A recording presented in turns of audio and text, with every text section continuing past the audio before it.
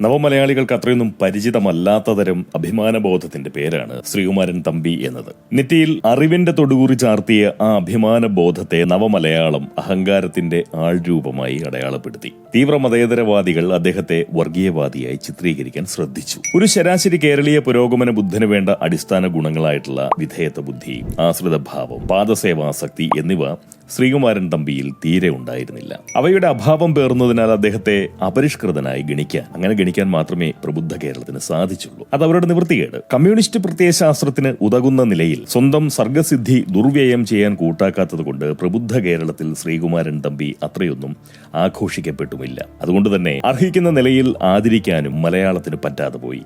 എങ്കിലും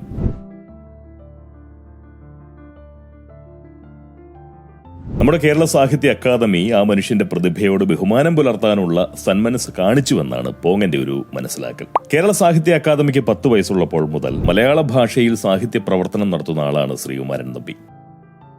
പ്രതിഭാശേഷിയുടെ മികവും അതുപോലെ തന്നെ സർഗസിദ്ധിയുടെ തികവും വെളിവാക്കുന്ന എത്രയോ സൃഷ്ടികൾ ആ മനുഷ്യൻ മലയാള ഭാഷയ്ക്ക് ഇതിനോടകം സമർപ്പിച്ചു കഴിഞ്ഞു. നമ്മുടെ സാഹിത്യത്തിന് അഭിമാനിക്കാവുന്ന എത്രയെത്ര രചനകൾ.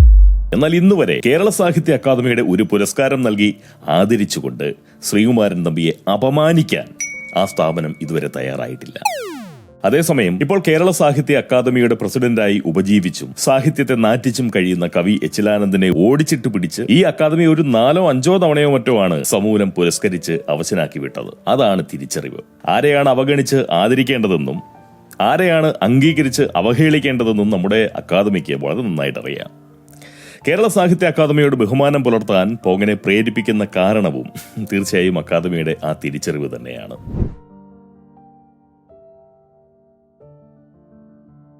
ശ്രീകുമാരൻ തമ്പിയെ ഓർക്കാനും പറയാനും ഇപ്പോൾ കാരണമായിട്ടുള്ള സംഗതി അറിയാത്തവരില്ല. അറിയാത്തവരായി ആരെങ്കിലും ഉണ്ടെങ്കിൽ അവർക്കായി തീർച്ചയായും ഒന്ന് ചുരുക്കി പറയാം.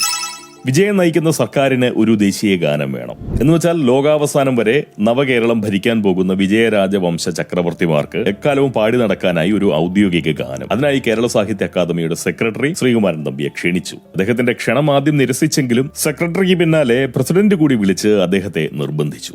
കൊച്ചുകുട്ടികൾക്ക് പോലും മനസ്സിലാകുന്ന നിലയിൽ ഗാനം രചിക്കണമെന്ന നിർദ്ദേശവും അവർ ശ്രീകുമാരൻ തമ്പിക്ക് നൽകി. സ്വാഭാവികമായും ലളിതമായിട്ടുള്ള ശൈലിയിൽ ഗാനം രചിച്ച് ശ്രീകുമാരൻ തമ്പി അത് അയച്ചു കൊടുത്തു.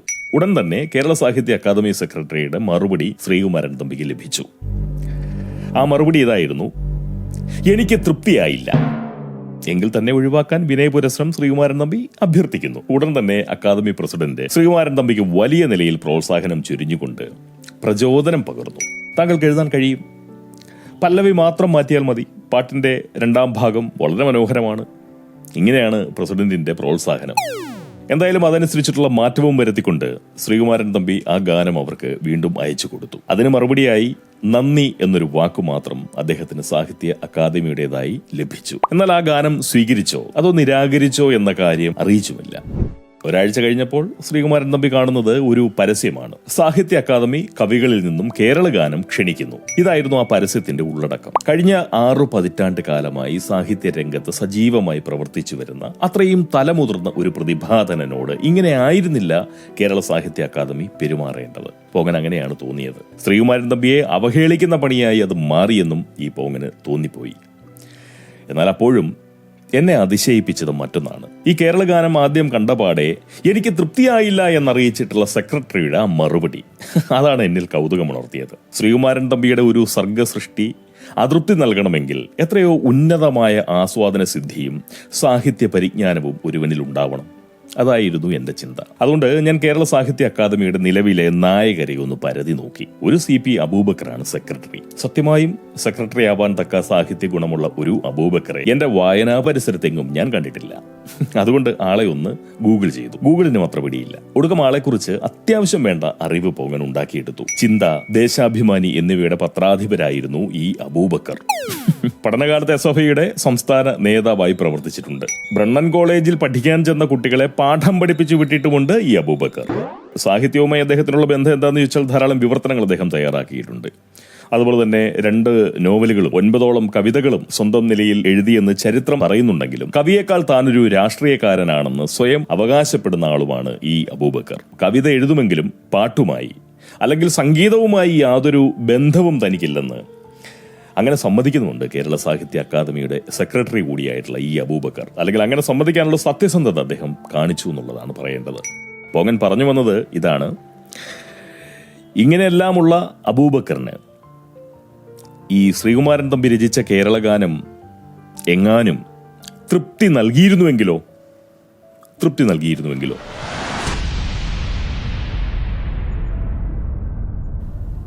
എങ്കിൽ 6 പതിറ്റാണ്ട് കാലം ആ മനുഷ്യൻ നയിച്ച സർഗജീവിതം എത്രയോ വ്യർത്ഥമാകുമായിരുന്നു. അല്ലേ? ശരിയല്ലേ? എനിക്ക് തൃപ്തിയായില്ല. കേരള സാഹിത്യ അക്കാദമിയുടെ സെക്രട്ടറി ആയിട്ടുള്ള അബൂബക്കറിന്റെ ആ വാക്കുകളെക്കാൾ വലിയ ഒരു അംഗീകാരവും ശ്രീകുമാരൻ തമ്പിക്ക് നൽകാൻ സാഹിത്യ ലോകത്തിന് ഇനി സാധിക്കില്ല. അബൂബക്കറിന്റെ ആ അതൃപ്തി കാവ്യദേവതയെ എത്രത്തോളം ആഹ്ലാദിപ്പിച്ചിട്ടുണ്ടാവുമെന്നാണ് പോങ്ങന്റെ ചിന്ത. തീയിൽ കുരുത്ത കുതിര, കൊടുങ്കാറ്റിൽ പറക്കുന്ന കഴുകൻ, മണ്ണിൽ മുളച്ച സൂര്യൻ, ഇത്തരം ബിംബസൃഷ്ടി നടത്താൻ കഴിയുന്ന തരത്തിൽ പരുവപ്പെട്ടതല്ല ശ്രീകുമാരൻ തമ്പിയുടെ സർഗസിദ്ധി. സ്വജനപക്ഷപാതികളിൽ വാദ്യാർ എന്നും മാസ്റ്ററാണെന്നൊക്കെ അങ്ങനെയൊക്കെ എഴുതാൻ കഴിയുന്ന നിലയിലേക്ക് തമ്പിസാറിന്റെ പ്രതിഭ ആഴത്തിലേക്ക് വളർന്നിറങ്ങാൻ തയ്യാറാകാത്തിടത്തോളം അബൂബക്കറിന്റെ തൃപ്തിക്ക് പാത്രമാകാൻ ശ്രീകുമാരൻ തമ്പിക്ക് കഴിയില്ല. അതെന്റെ ഈ പൊളിറ്റിക്കൽ ഇൻട്രസ്റ്റ് ആണ് കാരണം.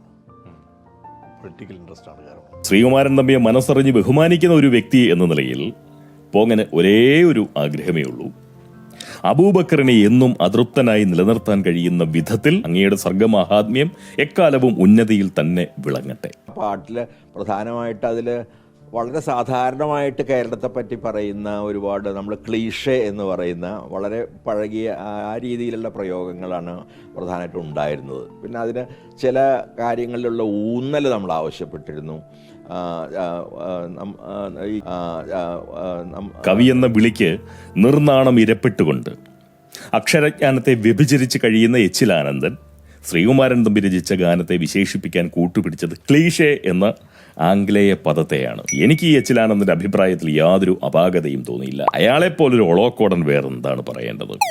1980 തുടക്കകാലത്ത് നക്സലൈറ്റ് പ്രസ്ഥാനവുമായി ബന്ധപ്പെട്ട് നിലവിൽ വന്ന സാഹിത്യ കലാ സംഘടനയാണ് ജനകീയ സാംസ്കാരിക വേദി. ആ സംഘടനയുടെ സജീവ പങ്കാളിയായിരുന്നു ഈ എച്ചിലാനന്ദൻ. സ്വന്തം കവിത്വം കാവ്യരംഗത്തല്ല, കക്ഷി രാഷ്ട്രീയത്തിലാണ് അയാൾ നിക്ഷേപിച്ചത്. അതിന്റെ പ്രതിഫലമാണ് നേടിയ പുരസ്കാരങ്ങളും ലഭിച്ച പദവികളുമെല്ലാം.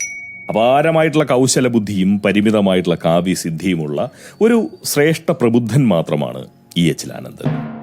കാവ്യദേവതയുടെ പ്രണയത്തിന് പാത്രമായവനാണ് ശ്രീകുമാരൻ തമ്പിയെങ്കിൽ കാവ്യദേവതയെ ബലാൽ ഭോഗിക്കുന്ന ഒരു നികൃഷ്ട ജന്മമാണ് എച്ചിലാനന്ദൻ. രണ്ടും രണ്ടാണ്. ഈ എച്ചിലാനന്ദനെ കവിയെന്ന് വിളിക്കുന്നവരെ അതിന് പ്രേരിപ്പിക്കുന്നത് അവരുടെ ആരുടെയും സാഹിത്യ പരിജ്ഞാനമല്ല, പകരം രാഷ്ട്രീയ താല്പര്യം മാത്രമാണ്.